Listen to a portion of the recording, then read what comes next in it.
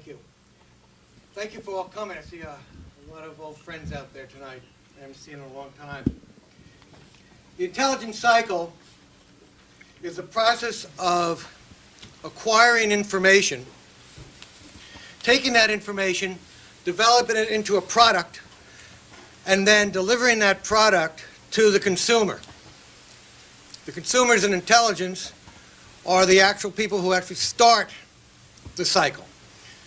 They are the White House, governmental agencies, National Security Agency, or the National Security Council. Once the task is brought forth, and for argument's sake, so for our conference, we'll use as the lead agency the CIA.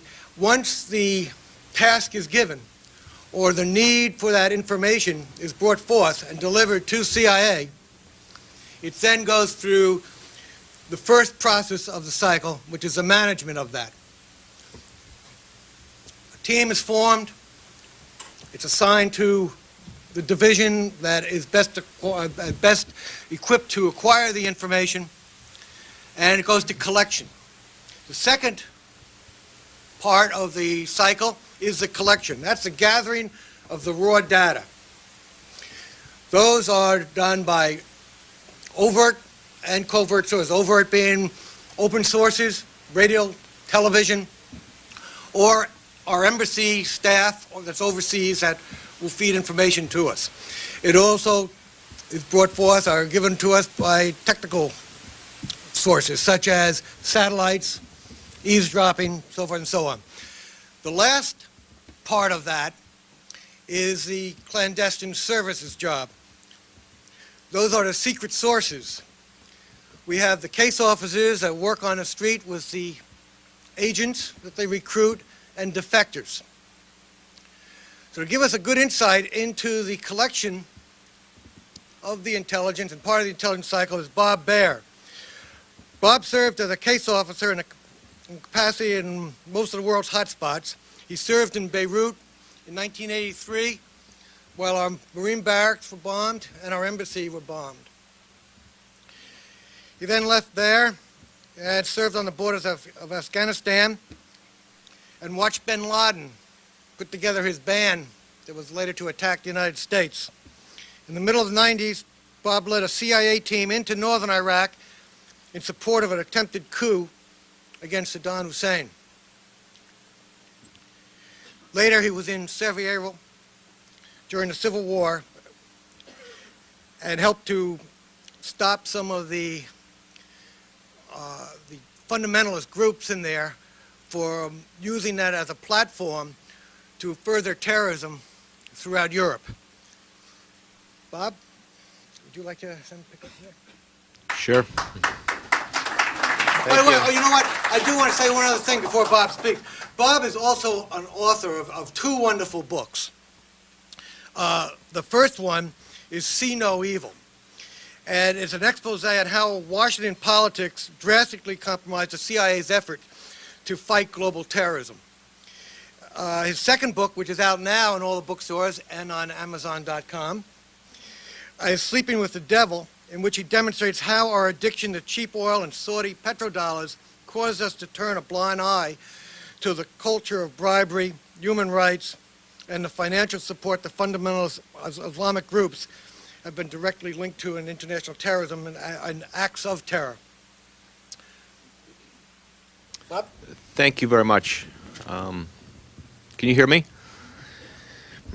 I'd like to talk about Iraq, since it's on everybody's mind right now, and what the CIA was doing there in the 90s. In 1994, I came back from Tajikistan and asked for an assignment to go back overseas again, anything to get out of Washington. And they said, no, we need you to work on Iraq, and we're going to make you deputy chief of the Iraqi Operations Group, which was, among its many tasks, was to collect information on Iraq. Weapons of mass destruction, what Saddam was going to do, was Saddam going to invade Kuwait again? And I sat down on the desk, and the first thing a case officer in the DO does is take a look at the assets and what we had. Now, at one point, we were very good on Iraq. Had pretty good coverage, and for a variety of reasons, we lost assets in Baghdad and various parts of Iraq overseas. So by the time I got on the desk in 1994, we had nothing.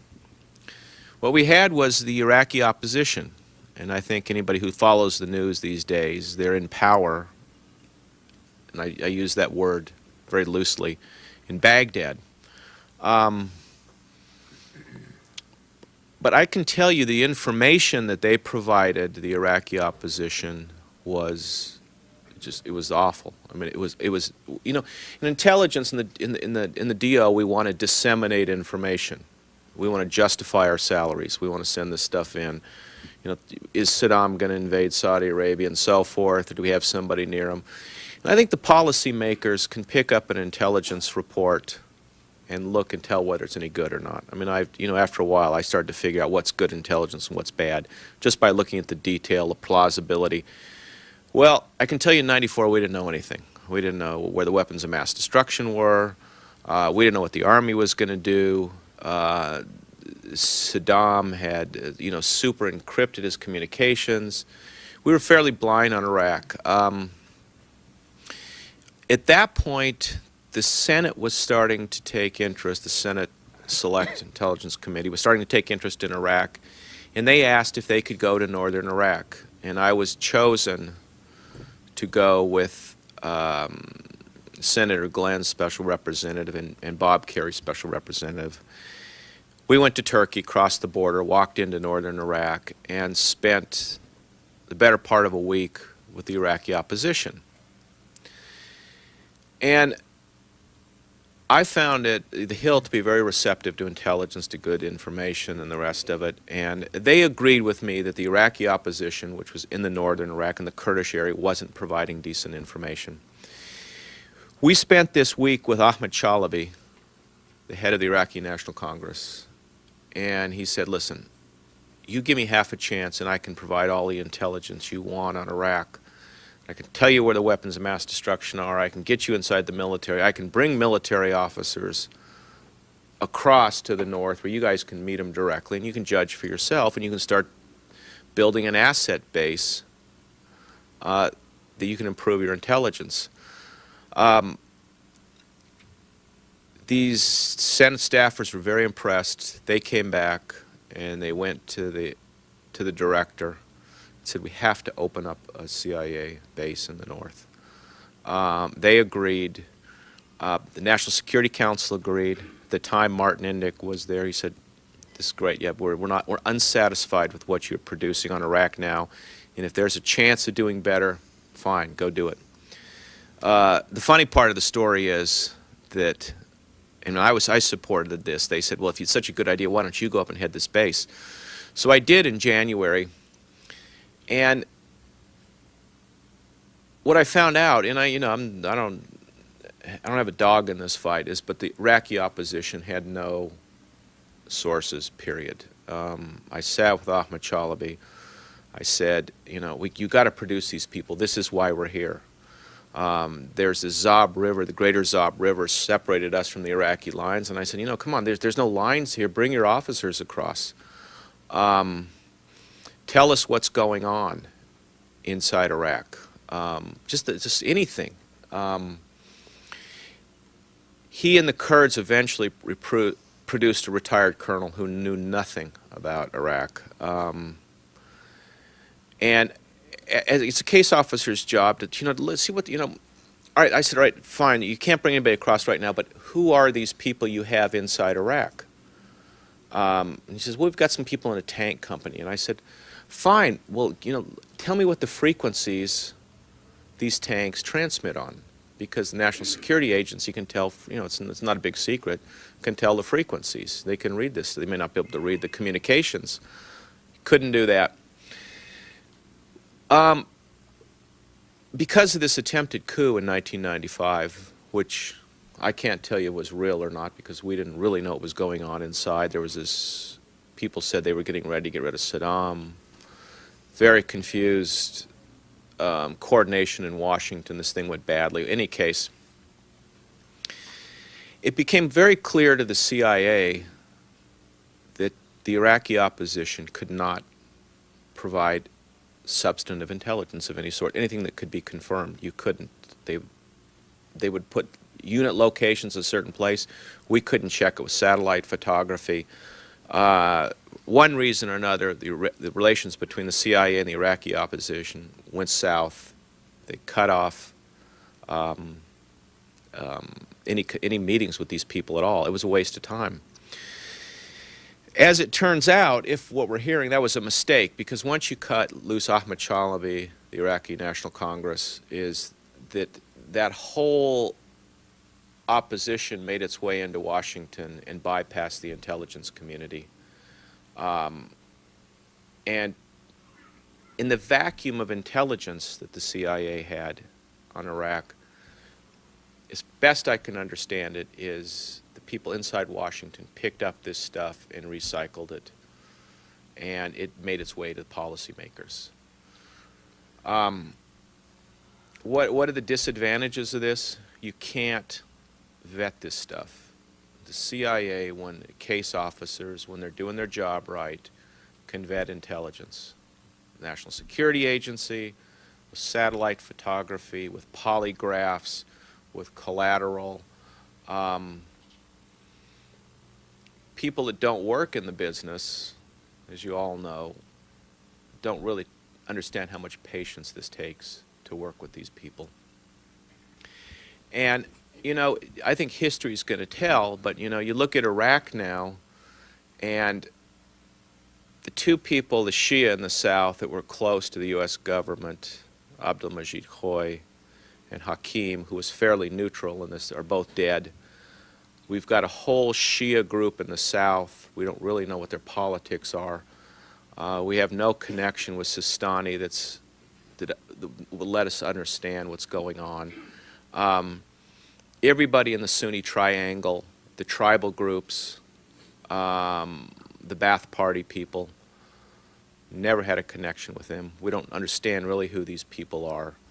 And then you got the question of the Kurds, which is so complicated that I don't think anybody will ever understand them. You know, the tribes and Kurdish socialism. I spent months up there with them. And, you know, I think that we really have to look at Iraq, if this goes badly, as an intelligence failure. And,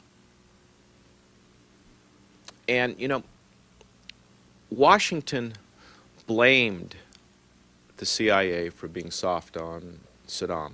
That simply wasn't true. What we couldn't get across to the policymakers was just how hard it was to collect on a country that's a denied area. When you can't put people on the ground, if the closest you can get to Saddam is the Kurdish north, that's not close enough. Not having eyes on the target, not being able to confirm information, you're simply left with very fragmentary information, which is always the most dangerous situation you can in a country like Iraq. And I've written 2 books, and they both relate to the CIA. And what I can say in the defense of the CIA, and I could not write this story, frankly, is when it does well, it does very well. I have seen stuff on Russia that, you know, explains exactly what's going on there, but Russia's not a denied area. Iraq was, Iran is still, and you're always, you know, by not having human intelligence to supplement National Security Agency and DIA and satellite, you're always going to have a huge gap in your understanding. And that's basically. Go ahead. All right. I hope that introduction Well, to where we come that. from as case officers, and we know when we're doing well and when we're not. You bet. So now we're getting the information in. The CIA now had the charge to go out there and gather the information that they needed on the ground.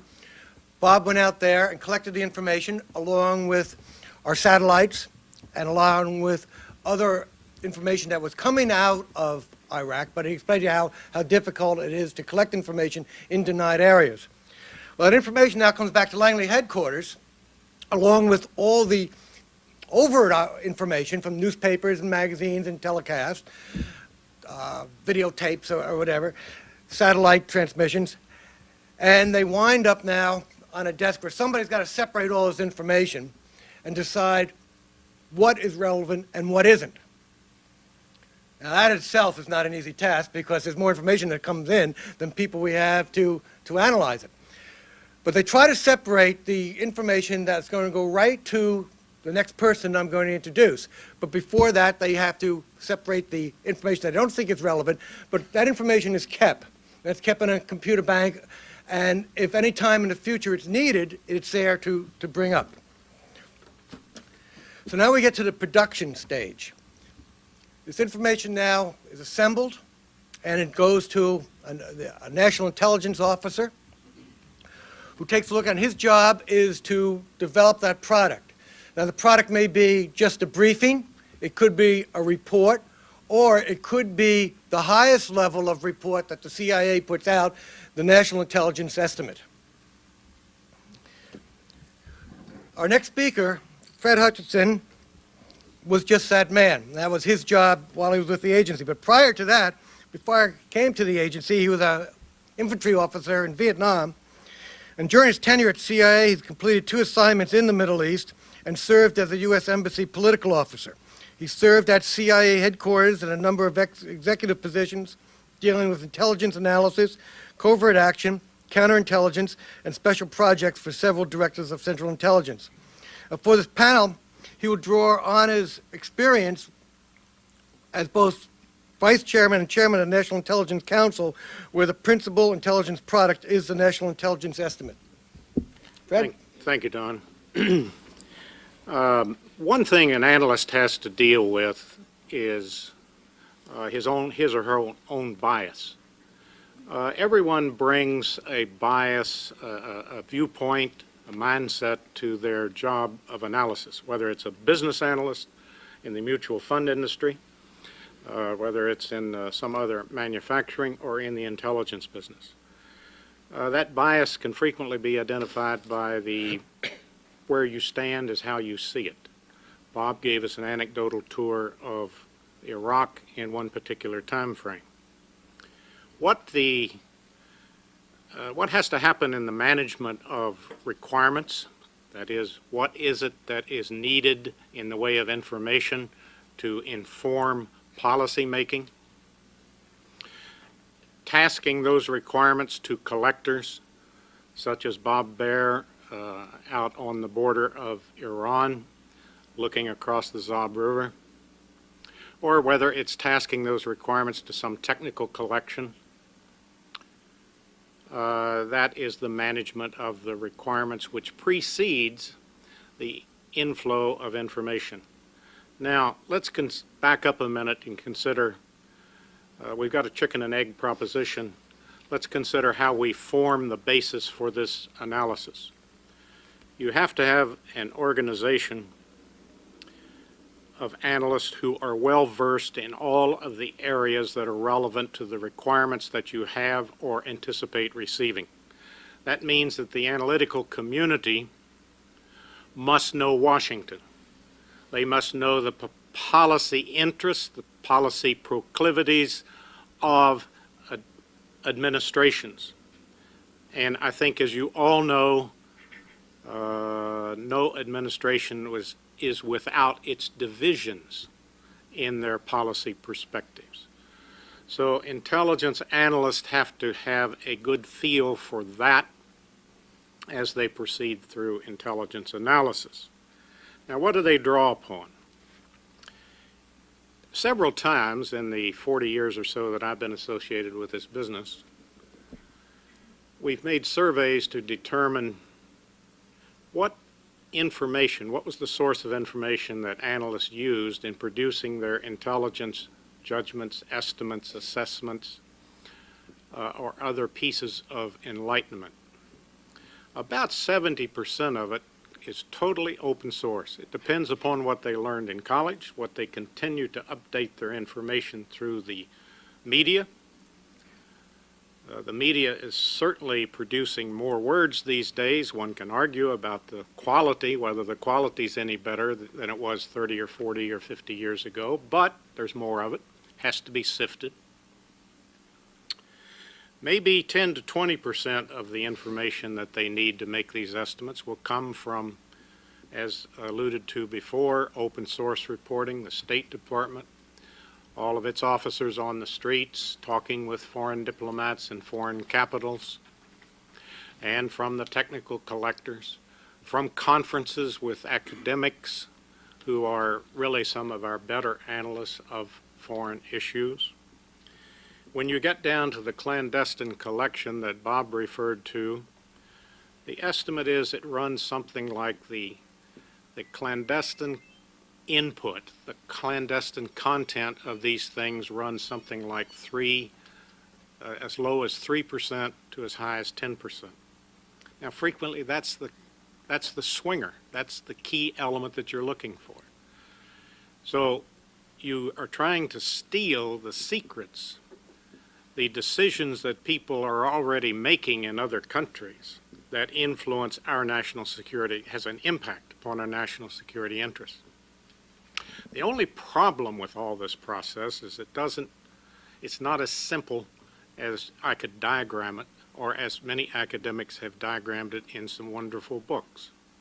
Because about half the time what you steal is the fact of the existence of a mystery.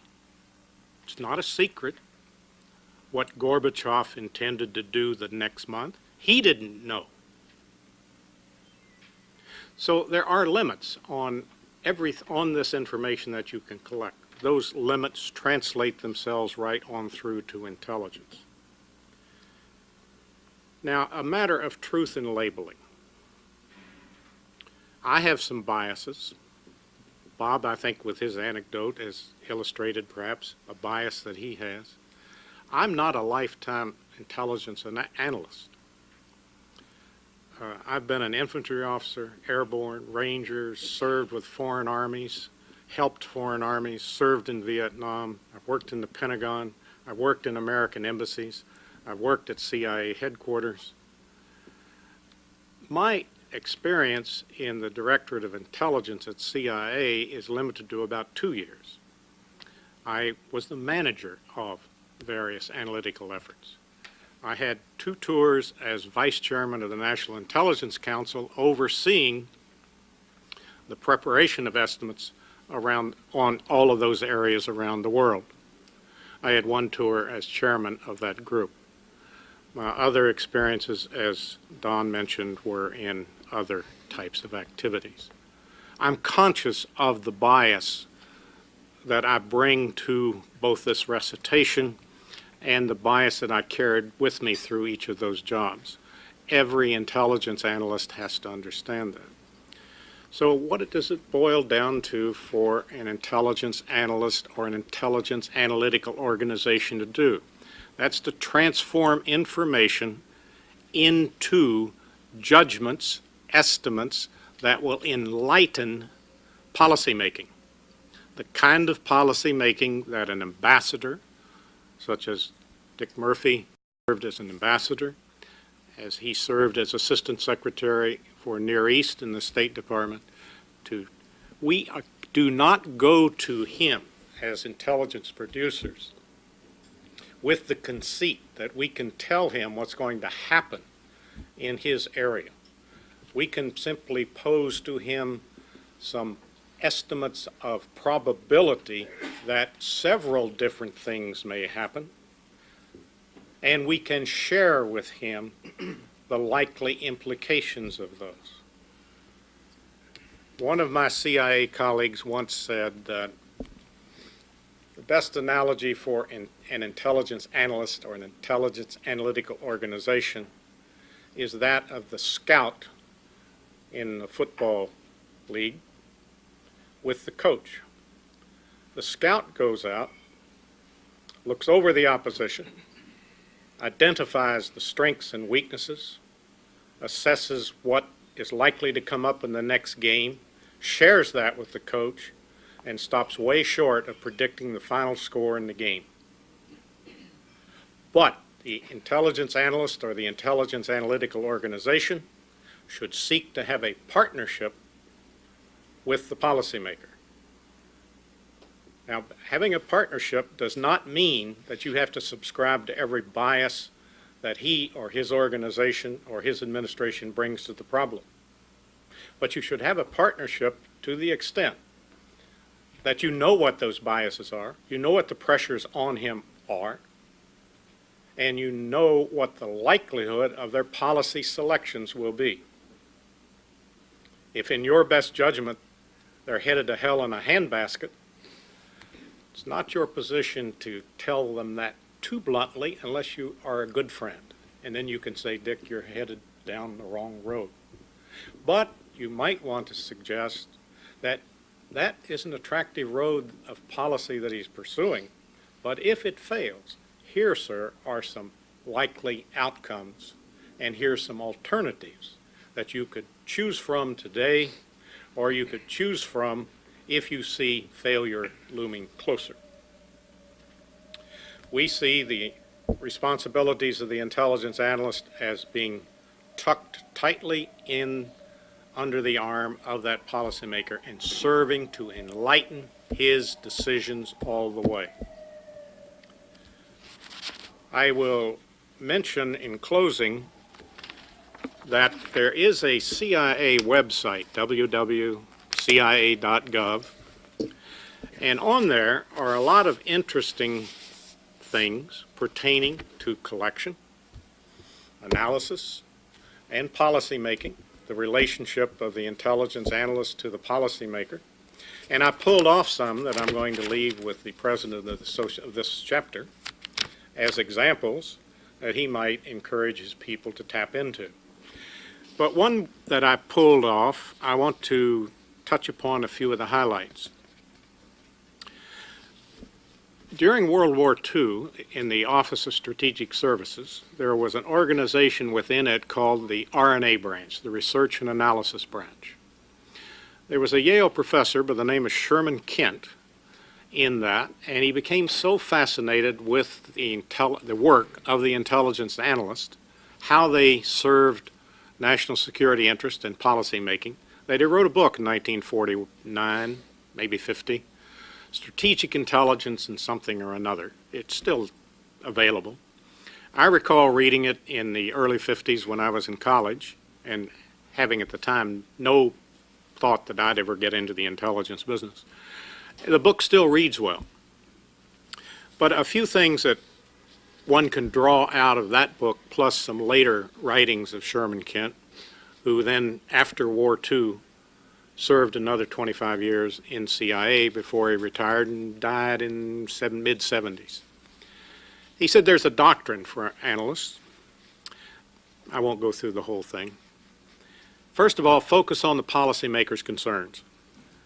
If they're concerned about a war in Iraq, don't concentrate on the agricultural economy of the Kurds.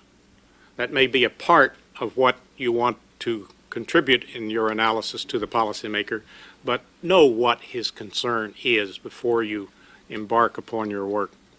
Avoid your personal policy agenda. Now recall, I said a moment ago, we all bring a bias to everything we do. Know what yours are and avoid inserting it into your intelligence analysis, as the case officer must avoid inserting it into his reporting. Tackle your analytical work with intellectual rigor. Make a conscious effort to avoid analytical biases. That is, what's most obvious is not necessarily the conclusion. Willingness to consider other people's judgments. Test your work. Test your logic. Test those work steps that you used in your mind as you weighed the evidence, discarded evidence, looked at the alternatives. Talk to your colleagues. Make systematic use of outside experts. In my several excursions in the business of producing national intelligence estimates, I raided the college campuses all the time. Every time an estimate came up, you had sufficient time. I sent the scouts out and started bringing in the area experts. Remember, there's a collective responsibility for judgment. Intelligence estimates, intelligence judgments are corporate. Plenty of room for dissent. People can take footnotes all over the place if they wish. But remember, there's hardly anyone among us in the intelligence analytic community or even the policy community who know it all and are right all the time. We need effective communication of policy support, information, and judgments. If we are not in a dialogue with the policymakers, we will go astray with whatever it is we're trying to collect or whatever it is we're trying to analyze. Candid admission of mistakes.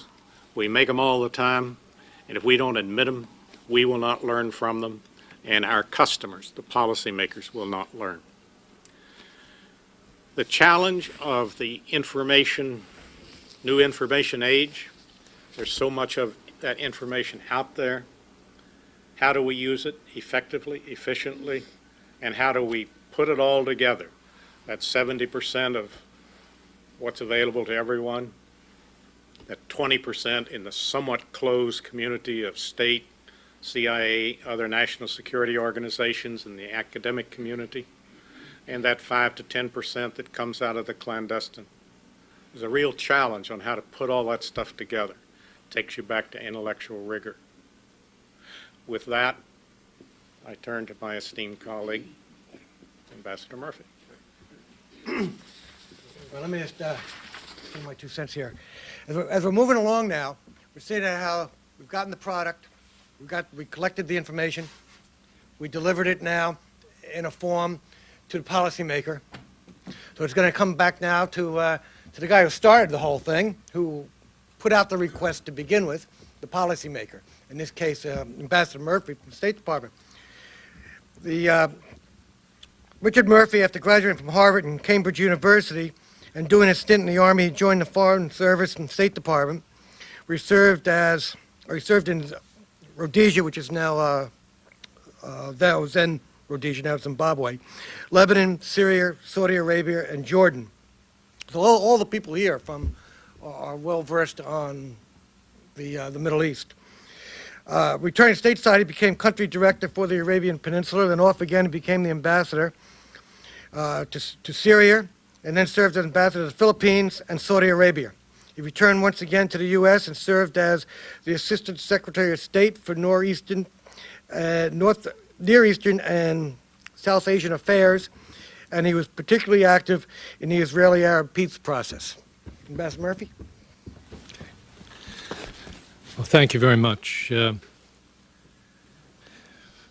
Policymaker. Well, let me start with putting me on the ladder of policymakers. I was on the lowest rung.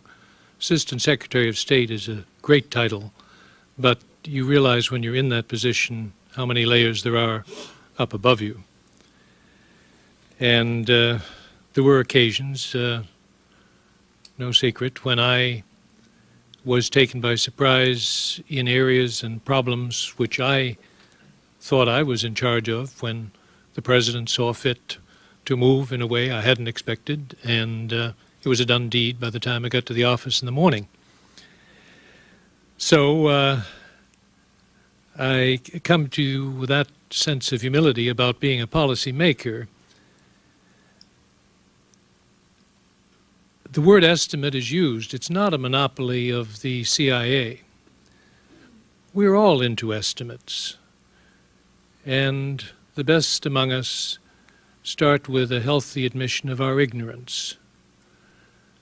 I worked with some of our agency officers in Baghdad during that brief window when they were on the ground with our embassy functioning between 83 and 90. 7 years was all they had, all any of us had. There was a small intersection before 83, but the Iraqis had cut relations in 67 and didn't restore them fully till 84. the longest dry period and not being present that we experienced with any Arab country. And when they were there, I know from talking with the officers that served in Baghdad, it was denial with a vengeance. Saddam Hussein's regime was very effective at terrorizing his own people to keep their distance from any and all foreigners. They were all spies. So don't try to pick out the CIA agent or the political officer. Just stay away from them all. So when we went into Iraq this year, we went in with an unusually large degree of ignorance of the country, the society, the tribal relations, all the things you would like to be able to advise the White House on. But there was very, very little hands-on experience to build on. There were some good histories of before the Ba'ath Party took over. There were certainly good relations with friendly countries friendly to us who had stayed in Iraq after the cut in relations. But it didn't add up to that much, be it in the hands of the CIA, State, DIA, the others. I come to you from a morning session, which was for me rather rare these days, but I was invited down to the Senate Foreign Relations Committee to talk about Syria this morning with a panel of non-officials after the current Assistant Secretary had testified. And at one point, Senator Biden, at his irrepressible best, said, "I think you're all smoking. You're smoking something." Well, speaking for the group, as soon as we got a word in edgeways, I said, "Senator, we do respect that these are federal premises, and I assure you we're not smoking anything." That was the only lift in the 2-hour period we had. Most of my career was out of the country. Most of my career was in our consulates, our embassies. In my first tour in Rhodesia, now Zimbabwe, there was no intelligence representation. It was a very small consulate. Second tour, I was in Beirut Language School. Third, I was in northern Syria with an intelligence representative from the agency, non-declared. In Syria, it was one of the countries which we were all assumed to be spies, so it didn't matter whether you were declared or not. You were all suspect. Then we had a relationship when I went on to Saudi Arabia, to Jordan, where the station was identified. I don't know if all were identified, but those governments quite enjoyed having two channels to talk to Washington and to try to divine if there was any difference within the Washington hierarchy. You suggested there was occasionally some differences, didn't you? Occasionally, yes. Yeah. Well, yes. Not on my watch, as I recall it, but I have a fairly faulty memory. But they played it. They liked to play that they would try sending a message in one channel instead of the other channel and play one against the other, see if it came up on the proverbial slot machine, all oranges. I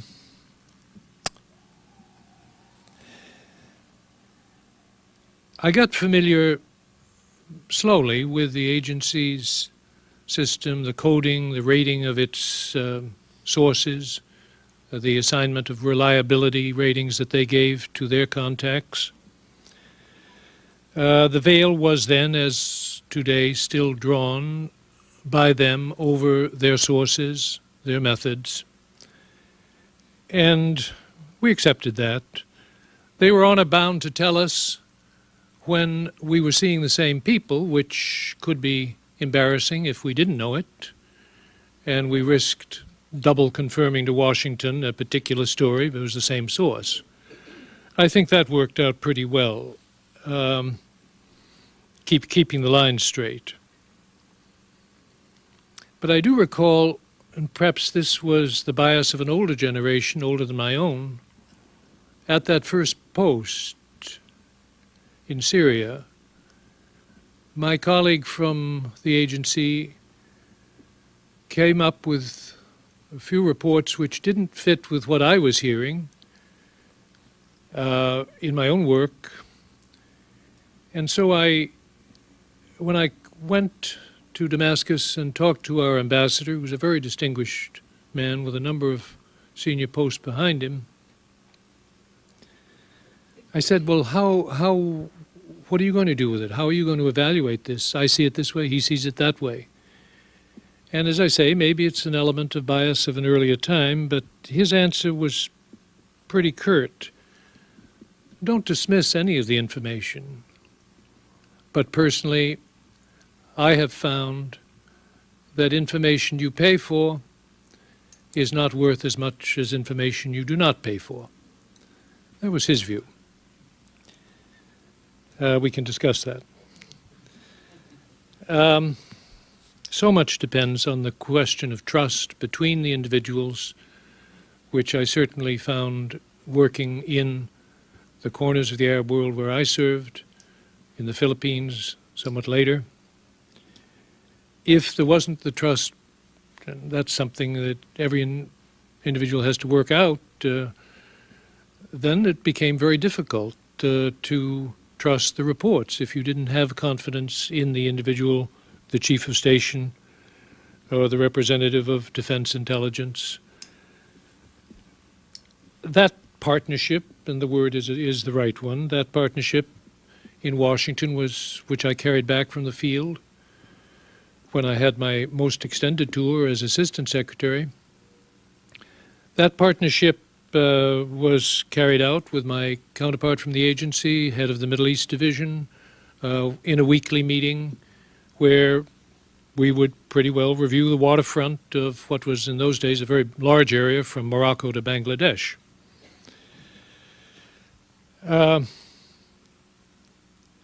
There were issues that were none of my business, which was, in retrospect, in hindsight, unfortunate, but one of those was the Afghanistan war. That was a war that the agency was some individuals at least, were very proud of as being their war. And the liaison was at a more senior level than my own in the department and with the National Security Council. For a period after the end of that war, when the Soviets did pull out in '89, I understand that some of the public briefings done at the agency ended with the introduction of an officer saying, "This is the man who won the war." Well, that sort of hubris and the decision, which was not an agency decision, a decision of the White House and the Secretary of State to leave Afghanistan, to pull out, to close the embassy, to walk away from a fire which we had helped to start and perhaps was assumed would go out after we left, is the fire that burnt us 10 years later on 9/11. So I didn't have that much knowledge of what we were doing in Afghanistan. By and large, my echelon and those below me in the Bureau had very little knowledge. But that was the way. The President was comfortable with it, and that was the overriding directive. And there was the influence, of course, of personalities, very strong personality, that of Mr. Casey as head of the CIA. When he was in Saudi Arabia and I was ambassador, when he visited Saudi Arabia, he wanted a private meeting with the king, and he got a private meeting with the king. Not strictly according to the rules, but that was his way of doing business, and I respected it. He had a charmed life with Congress. I went up to the first hearing on Iran-Contra,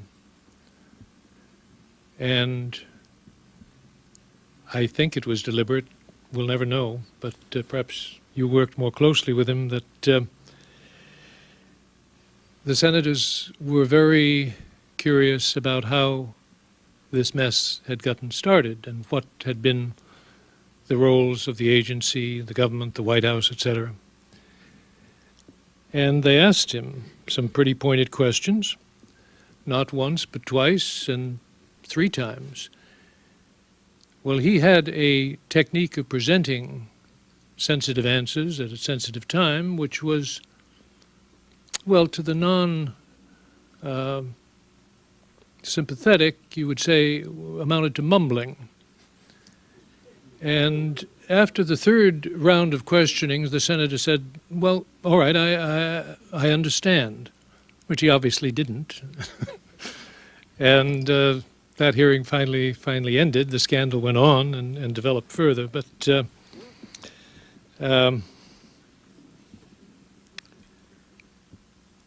we did have, as I say, we've talked mostly about the agency, certainly in Washington then, and I'm talking 83, 89, there was the beginning of a greater role played by the FBI overseas, not as developed as it became with the anti-terrorism law and the investigations in Yemen, the bombings of the embassies in Africa, etc. But I personally found, and I think this was not just my own reaction, the FBI was a much, much more opaque organization to deal with, and I think it was because they so totally distrusted the ability of State Department people to keep their mouths shut. We always thought the biggest leakers in town were in the Pentagon, but for some reason the FBI was convinced that all the damage was being done by state. I think that the reforms demanded by 9/11 and the work of the commission that is ongoing, knocking heads together throughout the intelligence community, is going to be produce a better result for our government, for our country overall. There was a little too much competition in that sense and monopoly of wisdom and insights and sources, etc. So I think we'll be in better shape when the dust has settled on that tragedy. Please. Well, thank you all. I do have a question I'd like to ask Bob. It's a little off the subject of Iraq, which I really would like to stay on, but it's close enough. What would, Mr. Ambassador, you too, you were the ambassador to Saudi Arabia. What do you think the prognosis is of Saudi Arabia in terms of their involvement in terror and how that will affect the stability in the area vis-a-vis the economic stability of Saudi Arabia, the Middle East, and the United States? You want me to start with that? Yeah. I just wrote a book on Saudi Arabia, which I did not attempt to pass myself off as an expert. And it was more of a question of what was happening inside Saudi Arabia. And before I left the CIA, I was curious about the divisions in the Saudi royal family and how it affected the stability of that country. And I knew that Ambassador Murphy had gone there and seen some senior princes, and he was certainly concerned about that at the time. And this was the it was 1995, I believe it was. And so I said, well, you know, before I leave the CIA, I resigned in December 1997. I'd like to take a look and just see how much we know. But what's happening in this country was always a mystery to me. It was another black hole like Iraq was. And the CIA in 1986 started to combine all of its databases in a computer that belonged to the Directorate of Intelligence. And it took National Security Agency information, FBIS, DO reporting. And there, you know, there was almost nothing there. We weren't inside the mosques. We were not reading the curriculum that was being taught in the schools. We barely knew who the clerics were. I'm speaking for the CIA. There may be academic experts that have a better handle on this. But more than that, we didn't, you in the Middle East, you cannot help but hear about the divisions in the royal family. You've got Lebanese and Syrians working for these people, and they talk about it, talk about competition, they talk about succession. And I got in there and looked at the DO stuff, and there just wasn't there. We weren't reporting on it. It was intentionally avoided. It was a country I think we didn't want to annoy at the time, and it got worse in the 80s and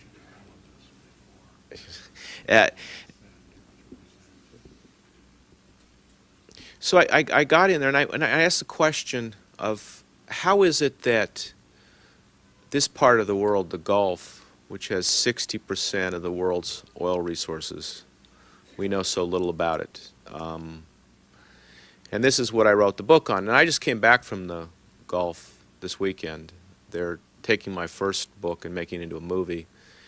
And I went to the other Gulf princes to ask their opinion of what's happening in Saudi Arabia. Is it as bad? Are they going to be able to reform? Are they taking care of terrorism? The Saudis have now admitted that they have a problem after the May 12th explosion. As a couple CIA people explained to me that there's fundamentalists embedded in the government. They're in the Ministry of Interior, the Ministry of Defense. Give the royal family a chance to get rid of them, and they're going to turn that place around. Keep the price of oil above $25 a barrel. They can, you know, reform the economic system, and they'll get out of this. It's a crucial question for us because what comes afterwards in Saudi Arabia, and I have no idea. Certainly opposition is not encouraging. It's very close to bin Laden. Mohammed Masari, Faki, the other people in London are very anti-American. They're very radical. And there was a consensus that things are not going well in Saudi Arabia. A couple Gulf officials said they give it 5 years unless the Saudis can change. They said that if I ever were given the chance to offer advice, is keep the pressure on them. They need to change. They need to correct the system. But if they don't, if the corruption is not limited there, if the curriculum in the school is not changed, it's going to go for the worse, and the royal family's going to collapse. So I guess, you know, Crown Prince Abdullah said that they're in the middle of a decisive battle, which the interpretation is we don't know the outcome. And I say at the same time, even though things are not particularly well in the kingdom, we cannot afford today to see the royal family collapse and have a popular revolution in Saudi Arabia, because I don't think anybody can tell us how long would it take us to get through that period. Is this going to be Iran 1979? And I think that's a good template. Let me comment on a couple of things. That's one view. The part of it that I agree with is kind of some of the closing comments that Bob made. There's a long struggle ahead for the Saudi government, for the royal family, which is largely the government. There are major problems facing the Saudi economy, tremendous numbers of people underemployed or unemployed. There is concern, I think, in all quarters about how the impact of certain fundamentalists who are lodged in certain parts of the family or in the ruling administrative structure. So those were kind of the points that Bob was making as he was winding up there.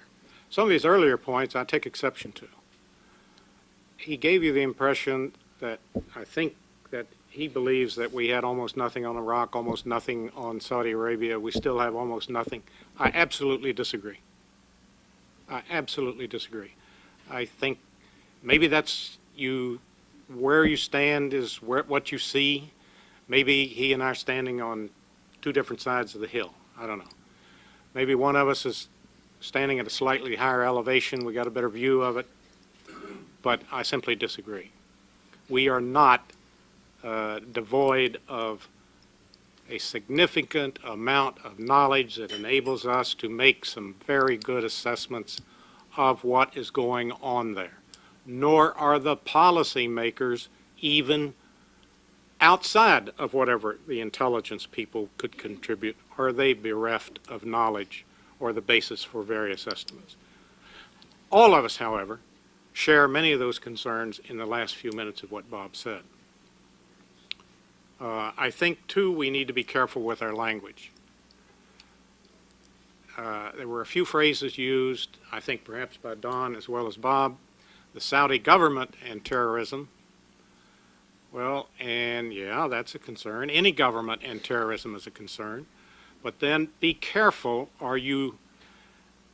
else you lead people to believe that the Saudi government is consciously as a corporate entity supporting terrorism. I think you're making a grave mistake if you believe that or if you try to make people believe that. There are people within that family and within that administrative structure who are sympathetic to that. But watch your language, parse that carefully, and watch where you come out at the end. Fred, I didn't mean to intimate that the government was directly or even indirectly involved in terrorism. It's just that they have turned a blind eye to areas where they know it's growing, and they have not handled the situation to anybody's satisfaction. I would argue they haven't turned a blind eye, but they are very concerned about it. I think they have both eyes wide open. Now, maybe they're not doing as good a job as we think they should and could, but let's not forget that governments all have their weaknesses just like individuals do. Some of us can handle a particular job better than another one. Maybe this government right in this period is not handling it as well as the government 10 years ago or 2 years from now will. That's my only point. Just use your language carefully. No, I'd like to add one thing, if you don't mind. When I talk about intelligence failures, the school I grew up in, the CIA, is when you're assigned to a station overseas, you are failing until you have a penetration of every organization, terrorist cell that could possibly do you harm. And that was the definition of failure. I've yet to see a station overseas that in fact met those standards, but not having someone inside those mosques where those 15 Saudis were recruited. There is a cleric out there who recruited those 15 Saudis. We don't know who that is until today. It's not been made public. And until we get that explanation, the intelligence community has failed. We had a Pearl Harbor on September 11th, and we need to explain why we didn't know. And can that be corrected? Maybe it can't be corrected.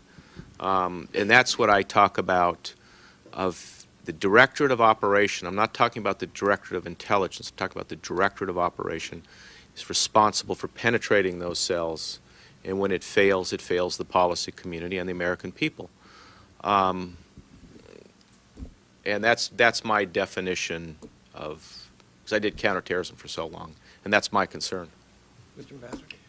Well, I absolutely agree about we have to be very careful when talking about involvement in terror. People have taken, particularly in the popular media and the talk shows, the fact that 15 were Saudis on 9/11. And they race from there to the discussion of the government's involvement and have heavily suggested that there was, in fact, key members of that government, not just the family, but key members involved in a buy-off of Osama bin Laden. Do anything you want in Afghanistan, but just stay out of the kingdom. Well, that, all I can tell you tonight is an issue that I have asked and asked and asked about, and my understanding, there is not a scrap of evidence to substantiate that allegation that there was an attempt to bribe to keep them out of the country. The Saudis had all right, perhaps call it self-serving explanation of why so many of the hijacking team were Saudis. They said, well, don't you understand, we are the target, and our relationship with you in the United States is the target of Osama bin Laden. And putting that heavy number on the aircraft of one nationality, our nationality, was the effective way of driving a wedge between us. And if you extrapolate from that, well, it worked beautifully. The wedge has certainly been deep and painful between us. I think there probably is a much simpler explanation. The visa policy of our embassies, not just the embassy or the consulates in Saudi Arabia, but in dealing with Saudi Arab visa applicants. There probably was no nationality in the world that had an easier time to get a visa, because one of the basic questions any consular officer asks is, well, is this individual going to come back? Or is he going to find a way to slip into American society, get a job, get married, and disappear? And he's supposed to be the first line of defense in posing that question. Well, no consul ever had to worry about that because Saudis didn't stay abroad. It's not just they didn't stay in the States after 4, 6, 8 years in college, post-grad. They came home. Life was good. Life was easier. Life was very good for particularly the decade and a half in the 70s and 80s. So if you wanted to get a team together, the brains were probably the Egyptians, Atta, Zawahiri, the muscle. A very easy group to select from were the Saudis because they could easily get access to the States, no questions asked. Individuals who would have been refused automatically with any European or Asian, Latin American background, not a hope. They, in many cases, weren't married, didn't have jobs, but they had a high school education, and still, they wouldn't have qualified for an American visa if they hadn't been Saudis or Gulf Arabs. I'd include the Gulf as well. On the ability of the family, the broader question, what's ahead? And by the way, keep in mind the family is not your ordinary American-sized unitary family. It's up to about 7,000 males and uncounted because uncountable females. The family has stayed together on critical decisions and deferred to their senior leaders in a number of crises over the last 2 generations. And it's been about 2 generations now that their demise has been confidently predicted to happen within 5 years, 10 years, whoever you're talking to. What's going to happen to the market, I mean, the oil market, the source of 98% of their revenue, the source of the corruption of all oil economies where the money comes in without being produced by a labor force of the nation, but comes in thanks to foreign technology to the leaders, to the leadership, who then distribute it downwards. Well, they're going to remain among the oil producers of the world the cheapest producers. Caspian, Central Asian, Russian, aren't going to displace them in terms of cost. And the Asian market is going to be their prime market in the generation ahead. We may come up. I keep hearing we're coming up with hydrogen or some other wonderful solution. But I keep noting that our Congress consistently runs for cover when anybody suggests raising a tax on the gasoline. We've been paying, what is it, 1/3 of what a European consumer pays for a gallon of gas, even an imperial gallon. And, you know, the SUVs roll on. So our habits and the lack of political decisiveness to come to terms with this problem, to come to grips with it, doesn't inspire me to think that we're going to be not dependent ourselves. But even if we are not, even if we substitute more from Venezuela, Norway, Nigeria, Canada, the rest of the world is going to look at those very cheap producers in the Arab Gulf states, in Iraq, and Iran in the generation ahead. So can they change? Are they able to change? I would say they have shown signs. It's not conclusive. They're very slow. They're very anxious to move by consensus. Crown Prince Faisal told John F. Kennedy, 1962, that his concerns about a more participatory government were nothing he should worry about because we have a plan for a consultative assembly. They did. They announced the plan, and it came into effect 34 years later. Well, it was carefully studied, very carefully studied, but it came about, and then it was doubled in size. And now there's going to be an elected municipal council. Half of a municipal council will be elected, half appointed, the pattern that Oman has followed for the last decade under the Sultan. So there are signs of, yes, of flexibility and ability to open up. Will it be fast enough? Will events overwhelm them? We're back into estimates. Would anybody like to ask any questions now? We'll open up for questions. Yes, ma'am. We'll start right with you. The first question I have, excuse me, I'm in publishing, and I have to thank you very much for your mention about what you said in the webpage that you read. It reminds me of E.B. White's, Strunk & White's Elements of Style, very slim volume for publishing. Used that it is in college. it's marvelous, and that kind of reminded me of that. But the question that I really have speaks to what we're talking about this evening, human beings involved in this particular industry. And with the Soviet Union's collapse in 1989, and with China now reportedly involved in a great deal of trade with us and with others, and kind of masking perhaps what else may be going on in that country, with Milosevic behind bars and in prison and so forth, what is it about each of your positions, and this is about each of you, what is it about each of you at the time that you served, the qualifications that you had, you believe you had, that brought you to the attention that people that put you in those positions? And how do you think that may have changed? And what do you think the industry is looking for now for those same positions that you occupied then? Oh, well, Fred, do you want to take that? Well, you start at the bottom of that pyramid of preparation with an interest in foreign affairs. You have to couple that with the appropriate education, which is both broad and excellent. You have to couple that with intellectual curiosity, or let's say curiosity anyway. And as you accumulate those facts, then you have to apply the intellect to it, an assessment of your own capabilities, pick the organization you're going to enter. And I'm not sure that I've ever grasped just exactly all the issues that brought me to the attention of my superiors, or precisely why in my organizations, and God knows I've been in a lot of them over time, what brought that person to my attention and caused me to move him ahead of him.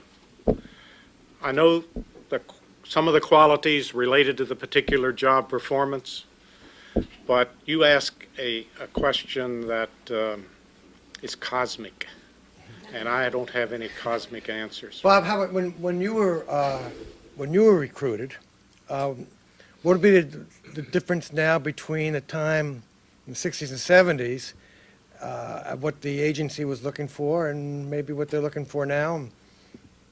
Maybe that. Well, when I was recruited, we were in the middle of the Cold War, and I think the message back at the CIA at the time was, we had a simple question to answer: is when was the Soviet Union going to fire nukes at us? And it was much easier, I think, back then. If you could move toward that question, I'm talking about the Director of Operations, you were doing your job. I mean, when I came in, it was very clear that if you could recruit a Soviet military officer or whatever that could help you answer that question, you were a made man for your career. I think now with weapons of mass proliferation, these issues of terrorism and terrorist groups in Iran and narcotics, it's much more difficult, and you're going to have people who are much more versatile, and white Anglo-Saxons just aren't going to cut it anymore. Dick, do you have any changes in the State Department? The state was always much more on-the-job training in comparison to, for instance, the military that could spend up to a third of their careers in various courses. When I came in 55, the Eisenhower administration was looking around very uneasily at the graduates of our colleges and the incredible lack, a total lack is not to exaggerate, of graduates with any proficiency in the hard languages of the world. And there was a recruitment effort. I mean, you had to volunteer for it in that it took up to 2 years of your career. You were out of the normal job rating system. You'd go to a language and area course. Chinese, Japanese, Arabic were the three longest. It was volunteer, and we were offered Nepali and Burmese, and I said to myself, not wishing to offend any Nepali or Burmese, that I didn't see pulling a shuttle career between Washington and their countries. And Arabic, Eisenhower had just taken a stand on Suez. Oil was an issue. The Arab-Israeli conflict might soon be solved, but probably would go on for a few more years. So I thought there might be an interesting career there, and I'd have a dozen embassies to serve at if I took it. So it was as mercenary a choice as that. But it was a response to a need which regrettably continues to this day. The military has trained, the intelligence world has trained in language and area. The State Department trains in Arabic, to my knowledge, something like 20 a year.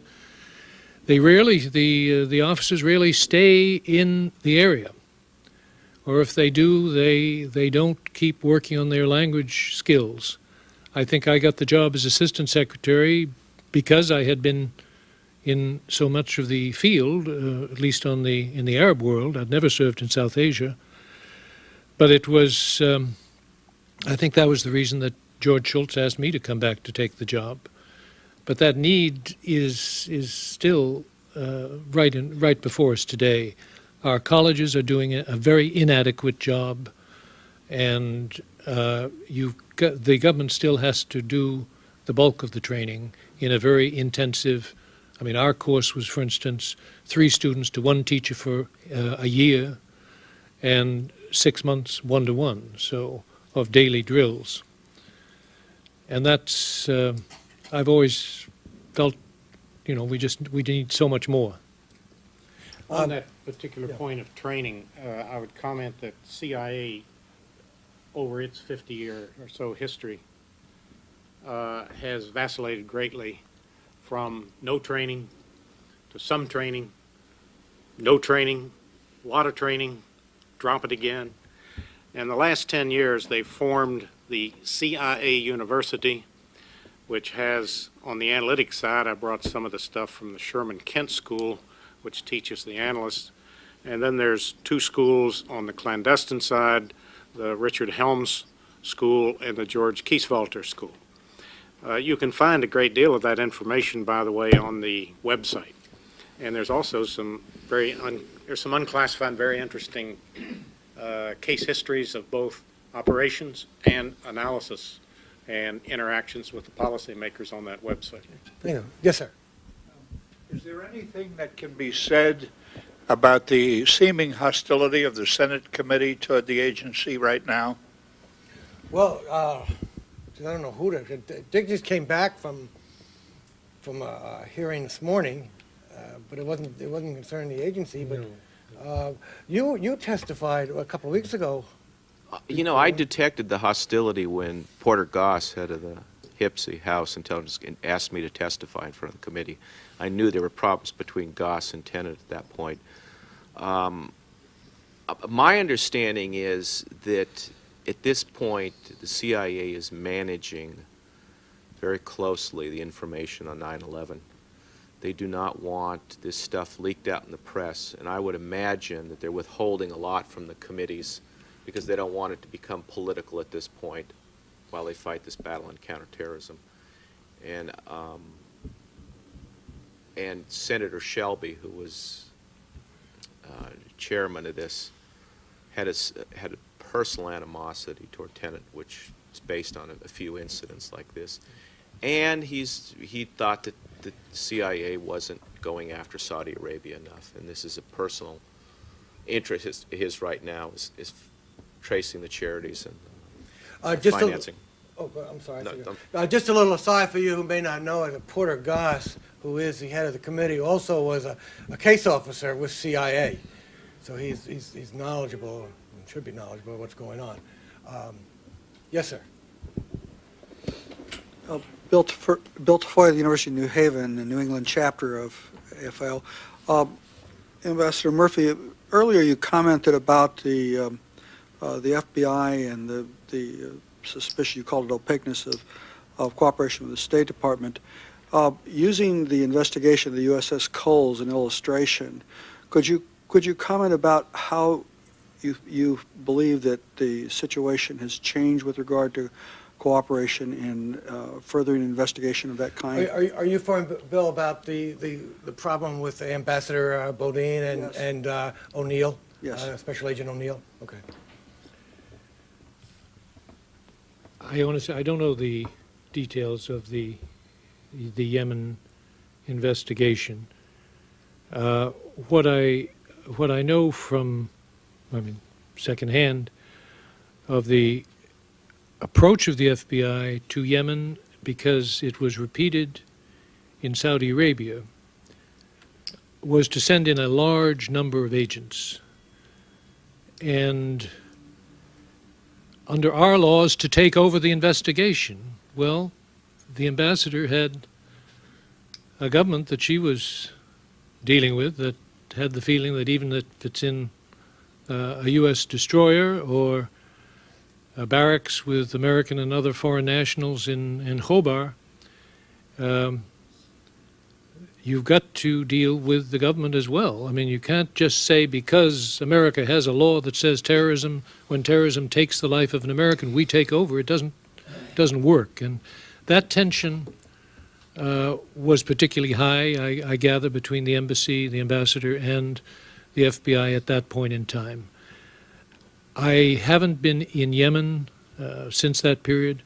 I have seen in Saudi Arabia that the FBI has worked much more smoothly, but they, at one point, I think I'm right in this, recalling a figure of something like 75 agents landed one day at Riyadh and said, "We're here to take over."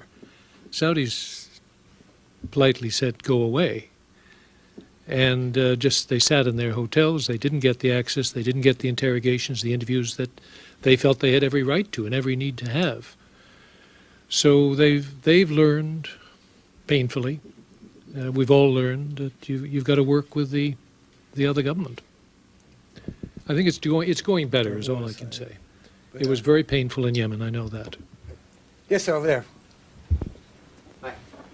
John Bucciarelli, I'm CEO WMD Task Force and retired Army. And from 1997 to 2001, I worked national security level domestic acts of terrorism involving weapons of mass destruction at the Department of Defense level.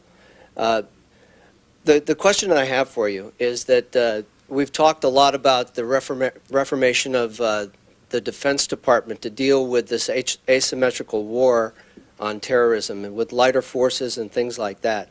And I'm willing to bet that the terrorists have better intelligence on us, both political, economic, social, legal, transportation, you name it. They've got better intelligence on our society than we do on them. So what do you see from an intelligence perspective on how we can deal with a threat that is non-nation state supported, that has a global capability, that kind of has infiltrated our non-traditional means of gaining information? Fred, you want to do it? I'd tackle that a bit. First of all, their intelligence on us takes you back to the Cold War. The United States is an open society. Soviet Union was a closed society. In essence, it was closed. It's a denied area. So we studied it from a distance, figuratively at arm's length. We could get very few people in there. Over time, the few people, academics, business, intelligence, foreign service, we began to build up knowledge about the Soviet Union. The Soviet Union, however, even at that time, was sending students here. We have a fairly well-known Soviet intelligence officer, former officer, Oleg Kalugin, who's now an American citizen who went to graduate school at Columbia, just up the street. But there weren't many of those. Now let's look at today's terrorists. Take a look at the academic backgrounds of many of those at 9/11. I mean, you had a good skill. I'm not sure that any of the principals there had less than a bachelor's degree. Several of them had master's degree. Think about some of the recent, as the military calls them, high-value targets that they've snatched in Pakistan, Iraq, and whatever. You find people who spent 10, 15 years in this country acquiring an education and knowledge of our society. Does that put them ahead of us? In some ways, yes. In some of the tactical ways that Bob was talking about a moment ago, that gives them more, quote, tactical collectors on the ground. That gives them more analysts with intimate knowledge of this country, the society, how it's organized, what would impact greatly upon our national psyche. But having said all that, I am not as pessimistic as many in the press, and unless I've misread you, I'm not as pessimistic maybe as you were in looking at that asymmetrical intelligence picture. I think we're getting there. Could I just add, Yes, sir. I think one essential these days is maximizing our cooperation with foreign intelligence agencies. Agencies of countries that have historically been friendly with us and some that have been real adversaries, if not enemies of us. And the extremes I'm thinking of are Syria on the one hand and Saudi Arabia on the other. It helps that both of those were hit by, in a major way, by terrorist violence. Al-Qaeda struck last May in Riyadh. The Muslim Brotherhood struck in Syria in 79, 80, 81, till Assad reached the point of no return and blew up a third of the city of Hama. But both governments have been motivated to help, to work with us. Qaeda is the one exception for the Syrians in cooperation. They don't see the Palestinians as terrorists. They're national resistance fighters. They don't see the Lebanese Hezbollah as terrorists. We don't agree on what's the definition of terrorism, but they have information in Syria that we benefited from. And the Saudis have it, each in their own way can contribute something, and the more cooperation and the more mutual respect we develop between our intelligence agencies, the better. You have to give a little to get a little, and you have to be sensitive about the nationalistic sensitivities, the national pride, the religious feelings of these people. Apropos the 75 FBI agents landing en masse in Yemen, you know, what do you expect? You've got to give a little. Maybe 2 agents, and you could have greased the skids and done that a little more deftly. But since then, some of the damage has been repaired. We can't expect 100% cooperation from any of them. We don't get it out of West European services. Colonel Braverman? Military intelligence background at the DIA and also with various types of technical collections. You mentioned the importance of intellectual honesty in analysis. And yet you also, and I think all of you talked about the biases that exist. It was also mentioned about the FBI not thinking that other agencies were up to the level of their type of thing. But it seems as if almost every agency in the intelligence community shares some of that, where what has been done within their agency is looked on with greater credibility than what comes from any other agency. And because of that, some of the final product suffers. And how do you see that being resolved, especially with the necessities that are now exist not only on a global scale, but certainly at home, too? If I wanted to express this more elegantly, I'd take more time. But in order to be brief, I'll not be elegant. You have to hammer home the fact into every person who enters an intelligence service or the foreign service and that you have biases. You, my friend, have biases. I have them. Everyone around us does. And we have to, it requires intellectual rigor to identify those, keep them right here in mind as you are working through these problems, and account for how that is influencing where you're coming out in these estimates. You also have to know that your policymaker, whom you are serving, has these biases. There you must take the time to be deft and elegant and identify to him or her what those are, and from where they are coming, they may see this a little differently, and encourage them to see it in several alternative ways. You cannot eliminate bias. You must recognize it and deal with it. But also acknowledge that your bias is more than mine. Of course. So, I think we have time for one more question. Way back there. Oh, no. Hold on a minute. Let her get the microphone over there, back there. Howie Passon from Boston. I have a question and a comment. It's my understanding that both the French and the English have greater hard assets on the streets of the Middle East as opposed to what we have. And we've been relying on technology all these years, probably since the Church Amendment, to get that intelligence. Just your comment, how are we going to turn this curve around? Did you hear the question? I heard it. Okay, go ahead. I haven't been impressed by MI6 myself, but, you know, let me answer the question by Iraq today. I think it would be a nightmare to be assigned to Baghdad on that compound, trying to penetrate these groups that are using suicide bombers to blow us up. I mean, what's the incentive for these people for spying for us? I think intelligence is going to get harder to collect in a situation like the war in Iraq. I have no idea how you can solve this thing right now. I wouldn't want to be assigned to Baghdad. And you're right, we do need more people on the ground. But let's go back to the Arabic. The CIA trains a lot of people in Arabic. They've got a lot of good speakers. But who wants to be assigned for 20 years, you know, going from Yemen with children and getting sent to Baghdad separated from your family? Is what we have to do is find some way to get people to spend more time in the Middle East and be rewarded for it. And I don't know how you do that. Excuse me? You got to triple their salary. You know, people serving in these really hard places, it is really hard, and there's not much financial compensation or much reward because you're working in the dark. The more time you spend on these places on the ground, the easier it is to pick up sources, and you almost have to become an expatriate, just cut off from your society. It's really hard, and it's a crisis the intelligence community is going to face for a long time.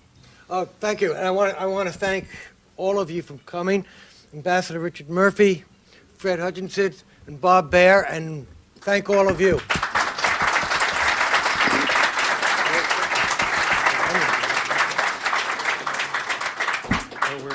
Your group 55. That's when I really? Yeah. Old men. Sure.